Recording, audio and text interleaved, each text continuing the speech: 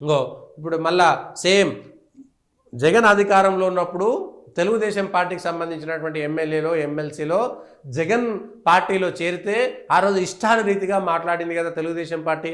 Telugu Desam party విలువలకు కట్టుబడి ఉండేటువంటి పార్టీ అయితే అసలు మీకే ఇంతమంది ఎమ్మెల్యేలు గెలిచిరు, ఇప్పటికిప్పుడు రాజ్యసభలో మీకు ఎవరు లేకపోయినా వచ్చే నష్టమేం లేదు, పోయేదేం లేదు, మండలిలో కూడా మిమ్మల్ని కాదని చేసేటువంటి వాళ్ళు లేరు. మరి ఇంతమంది వైసీపీ వాళ్ళని మళ్ళా మీ పార్టీలలో చేర్చుకోవాల్సినటువంటి అవసరం ఏమొచ్చింది? సిద్ధాంతపరంగా వాళ్ళందరూ నిన్నటిదాకా మిమ్మల్ని విమర్శించినటువంటి వాళ్ళే కదా, వాళ్ళందరినీ ఎందుకు తీసుకుంటున్నారు? మళ్ళా వాళ్ళందరినీ తెలుగుదేశం పార్టీ మాకెవ్వరు వద్దు, ఎన్నికల ముందు మాతోటి ఎవరున్నారో వాళ్ళే మా వాళ్ళు, ఎన్నికల తర్వాత అధికారంలోకి వచ్చిన తర్వాత అధికారం కోసం మాత్రమే మా దగ్గరికి వచ్చేటువంటి వాళ్ళు మాకు అక్కర్లేదనేటువంటి మాట చెప్పి ఇవాళ కాకపోతే రేపు ఇంకో రాజ్యసభ వస్తుంది, 5 ఏళ్లలో మొత్తం పోతాయి, 5 ఏళ్లలో అనేకమైనటువంటి రాజ్యసభలు వస్తాయి, సరిపోతుంది కదా. ఆ తర్వాత వాళ్ళందరికీ రాజ్యసభ వచ్చేస్తుంది కదా.